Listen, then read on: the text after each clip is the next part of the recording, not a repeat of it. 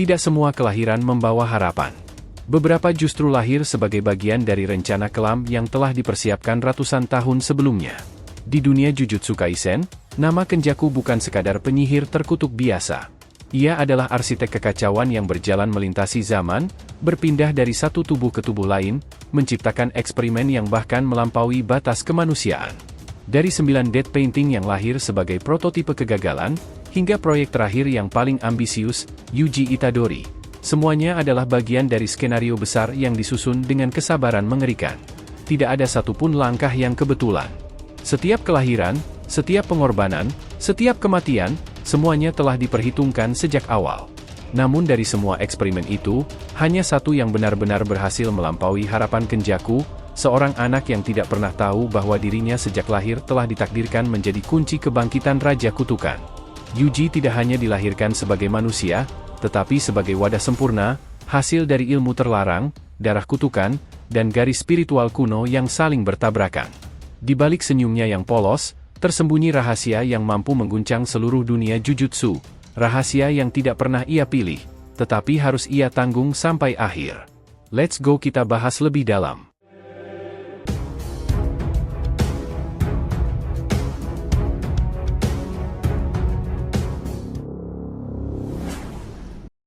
Oh iya, biar terus bisa berinteraksi dengan kalian, subscribe dan bantu ramein video ini ya sob.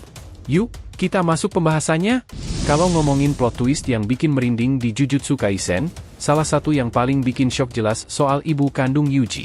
Buat yang gak ngikutin manganya, pengungkapan ini muncul di episode 2 dan sukses bikin banyak orang melongo.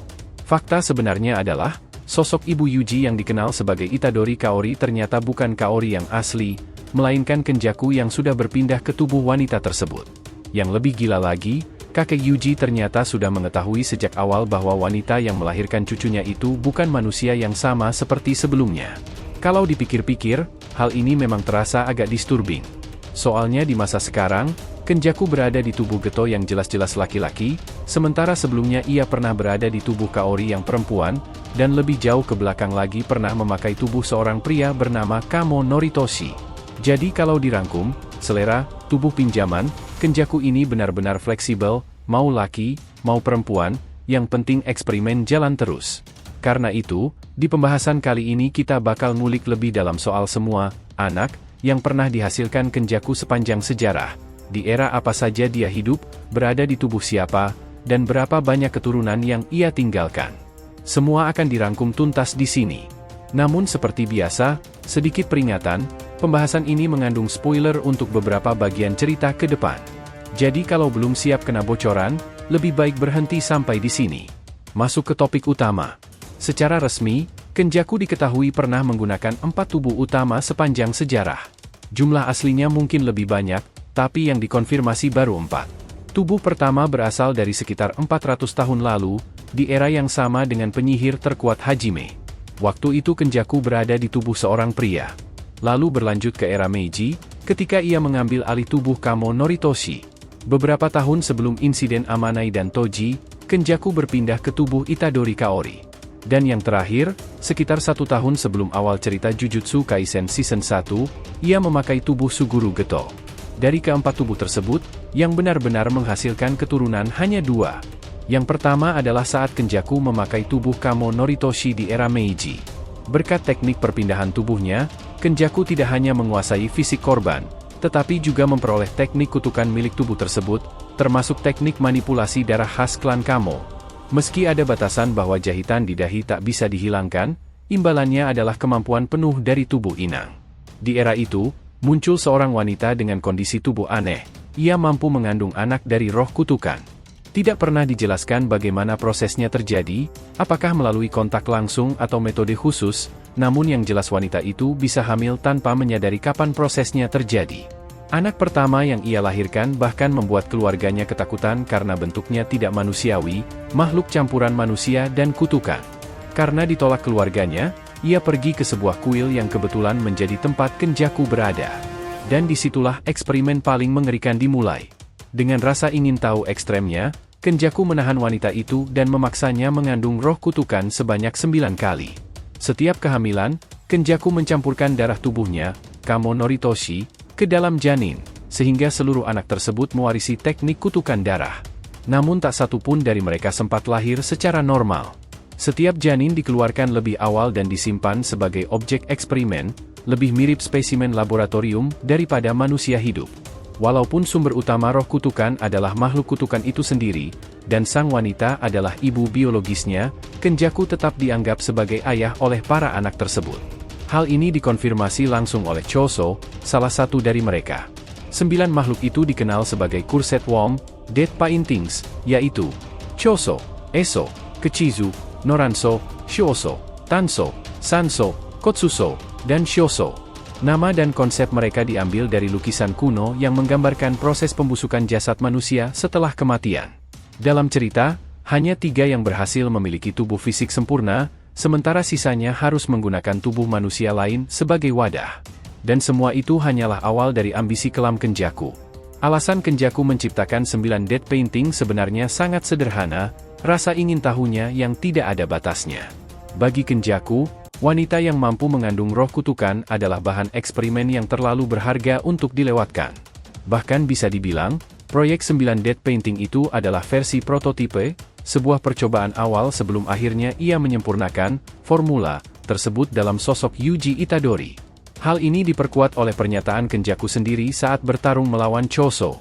Ia secara terang-terangan mengakui bahwa proyek dead painting itu merupakan kegagalan besar, padahal sebelumnya ia menaruh ekspektasi sangat tinggi pada eksperimen tersebut. Kemudian kita masuk ke fase berikutnya, yaitu ketika Kenjaku menempati tubuh Itadori Kaori dan kembali menghasilkan keturunan. Meski tidak pernah dijelaskan secara detail bagaimana Kaori asli meninggal, ucapan kakek Yuji memberi petunjuk kuat bahwa kematian Kaori berkaitan langsung dengan Kenjaku dan Jin, ayah Yuji. Dan soal status Yuji sendiri, tidak ada keraguan lagi, Yuji adalah anak Kenjaku 100%. Kaori asli diketahui tidak bisa hamil, namun setelah tubuhnya dikuasai Kenjaku, kehamilan terjadi secara normal. Kali ini Kenjaku benar-benar turun tangan, penuh, bahkan rela mengandung sendiri demi memastikan eksperimennya berjalan sempurna. Yang membuat proyek ini semakin gila, Kenjaku juga secara tidak langsung mendapatkan garis keturunan spiritual Sukuna dari Jin. Walaupun kemudian GG mengungkap bahwa garis keturunan spiritual Sukuna sebenarnya berasal dari sang kakek, tetap saja Jin sebagai anaknya tentu membawa sebagian warisan tersebut. Inilah yang menjadikan Yuji lahir sebagai wadah paling sempurna untuk Sukuna. Lalu muncul pertanyaan penting, kenapa Kenjaku harus melahirkan Yuji? Jawabannya, demi memenuhi janjinya untuk menyediakan wadah baru bagi kebangkitan Sukuna. Fakta ini mulai terungkap saat Kenjaku bertarung melawan Choso, dan diperkuat lagi oleh dialog Sukuna dengan Uraume yang menyinggung hubungan spiritual Yuji. Bahkan Sukuna sempat menduga bahwa ayah Yuji mungkin adalah reinkarnasi dari saudara kembarnya sendiri. Bukti kuat lainnya muncul dalam peristiwa Chuling Game. Ketika Hajime menambahkan aturan baru, Kogane muncul untuk memberi informasi. Padahal Kogane hanya muncul kepada pemain resmi. Masalahnya, saat itu Yuji dan timnya belum memasuki wilayah koloni manapun, sehingga secara aturan mereka belum menjadi peserta. Namun Kogane menyatakan bahwa Yuji sudah terdaftar sebagai pemain. Ini menimbulkan kejanggalan besar. Menurut sistem Kenjaku, seseorang hanya bisa menjadi pemain jika menerima kontrak darinya secara sukarela. Sementara Yuji sama sekali tidak pernah menerima apapun dari Kenjaku. Bahkan jari Sukuna pun ia telan atas kehendaknya sendiri, bukan karena bujukan Kenjaku. Semua ini mengarah pada satu kesimpulan, Yuji sudah menjadi bagian dari rencana besar Kenjaku sejak ia dilahirkan. Dengan demikian, total anak hasil eksperimen Kenjaku yang diketahui publik mencapai 10, 9 dead painting dan 1 proyek penyempurnaan terakhir, Yuji Itadori. Jadi kesimpulannya, pada akhirnya, seluruh rangkaian eksperimen Kenjaku memperlihatkan bahwa kekacauan di dunia Jujutsu bukanlah sesuatu yang muncul secara kebetulan. Semuanya adalah hasil dari perencanaan panjang yang dijalankan dengan kesabaran dan kegilaan ilmiah.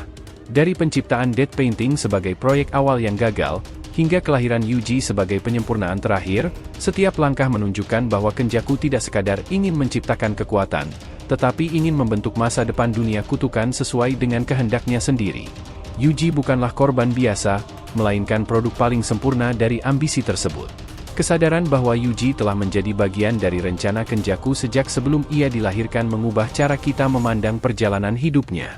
Setiap penderitaan, setiap pilihan, dan setiap pertempuran yang ia hadapi bukanlah kejadian acak, melainkan konsekuensi dari takdir yang telah ditanamkan jauh sebelum ia mampu memahami arti hidupnya sendiri. Namun justru di sanalah letak tragedi dan harapannya, di tengah rencana kelam yang tak terelakkan, Yuji tetap memiliki kesempatan untuk menentukan siapa dirinya sebenarnya, dan mungkin menjadi satu-satunya variabel yang mampu menggagalkan skenario terburuk yang pernah dirancang Kenjaku. Terima kasih banyak telah mengikuti cerita ini sampai akhir. Jika ada yang ingin ditanyakan silahkan ya, feel free tulis di kolom komentar di bawah ini teman-teman. Thanks ya, telah menonton video ini and we'll be coming back again.